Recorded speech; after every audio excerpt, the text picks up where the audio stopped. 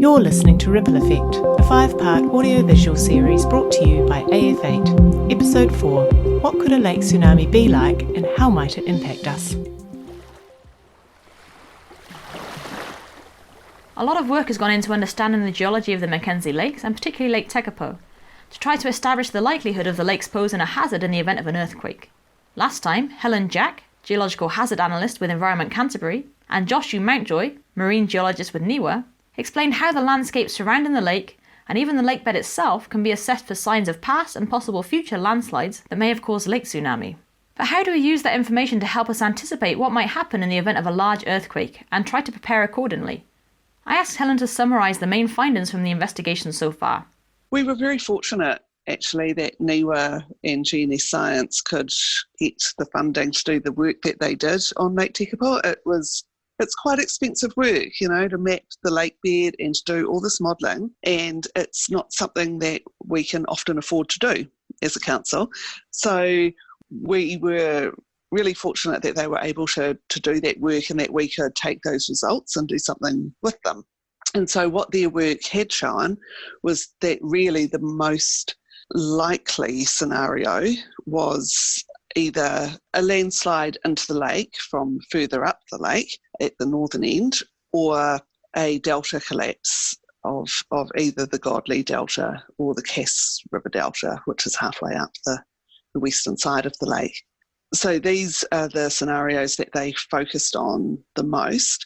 And the most likely trigger for that sort of event would be a large earthquake. So you're looking at something either from the Alpine Fault or a large local earthquake, say something on the Osler Fault, which isn't too far away near Twizel, or another earthquake source nearby. One thing that has boggled my mind during this series is the multitude of variables that come into play when trying to model the possible outcome of a natural hazard event. The amount of ground shaking will depend on many factors, such as the strength of the earthquake itself, proximity to the centre of the earthquake, and underlying geology. Then the size of a potential lake tsunami will be influenced by the amount of material sliding into the lake, the speed of that movement, the depth of the lake, amongst other factors. How do we narrow down this huge variety of possibilities to get an understanding of what we can most likely expect? The tricky thing about Lake Tekapo is, as you will be aware, there's a 9-metre operating range on Lake Tekapo. So sometimes the lake level is very, very low. Sometimes the lake can be very full. So that has a huge impact on what the possible consequences of a tsunami in the lake are. So the thing to remember about tsunamis as well, anywhere, like in the ocean and in lakes or harbours, fjords, is that just like earthquakes, they come in all different sizes. And so most tsunamis will actually be quite small and might not even flood land, but they can create really strong currents in the water. If we're really unlucky, every now and then we get tsunamis that can flood land. So we look at two things. We look at the most likely thing that could happen. And for Lake Tekapo, that is probably an earthquake, either generating just general sloshing of the water in the lake, or generating a landslide or a delta collapse that could create a tsunami. In both of those cases, the most likely scenario, especially if the water level in the lake is low at the time, is that you will just get a lot of sloshing around of water in the lake, but it might not inundate land beyond the lakeshore. So that's what we look at as the most likely scenario. And so a lot of our messaging to people is really to just move away from the lakeshore if you feel a long or a strong earthquake. We do also have to look at extreme events, though, to look at, what's the worst possible thing that could happen.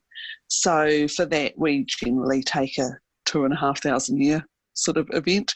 And for that, we've used some of the numbers that Joshua came up with in his study. So looking at something that might be in the order of, 5 or 6 metres high by the time it gets to Tekapo Township. And for that, then you could say that if the lake was relatively high at the time, you could be looking at some inundation of land around the lake shore. The tricky thing that we deal with, though, is the uncertainty of, we can't tell people for sure exactly what's going to happen.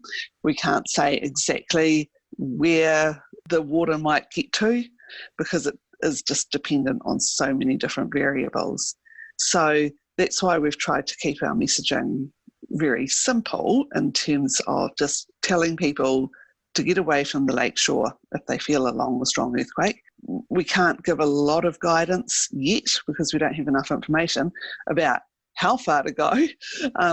Generally, like we would say, you probably want to go twice as high as Joshu's 5 or 6 metre wave height. So if you can get sort of 10, 12, 15 metres above the lake level, that's good. That's probably as far as you really need to go. To be honest, the wide operating range of Lake Tekapo hadn't really occurred to me as being one of the challenges of trying to anticipate what a lake hazard event might look like. In light of the difficulties making specific predictions, Helen's recommendation is that we simply maintain an awareness of our surroundings and give a little thought to the possible risks surrounding us. It was slightly ironic then, when Helen mentioned the tsunami warning signs that are in place around the Mackenzie Lakes that I had apparently failed to notice. The action that we've taken is as a result of all this work that's been done, including Joshu's work, is that we have designed a simple sign with Mackenzie District Council that follows, it's very similar to the coastal tsunami signs you might see, but it's a specific lake tsunami sign, and it's actually the only place in New Zealand at the moment that you will see a lake tsunami sign is Tekapo and Oho and Pukaki. And we've put a QR code on that sign as well that goes directly to the Environment Canterbury website. And we've got a page there that's got a whole lot of information about lake tsunamis on it, and also instructions for what to do if you feel a long or strong earthquake, and that's been translated into a number of different languages for all the tourists that might be travelling through the Mackenzie Basin. So that's what we've done in terms of an action. If we get a tsunami on the lake, because people always think of tsunamis as these enormous waves. A tsunami is enormous, but it's not. Like a tsunami just describes the mechanism of how something is created, and in most cases the tsunami will be small and it probably won't do much damage. If we're unlucky and we get a big tsunami, then yes, it could do a bit of damage, and because it could flood areas on land. But it is important to remember that the most likely trigger for that is a big earthquake, and so you'll be dealing with the effects of that big earthquake as well as the tsunami. That's not to say that smaller tsunamis shouldn't be underestimated, because they do create really strong currents and surges in the water and on the lakeshore.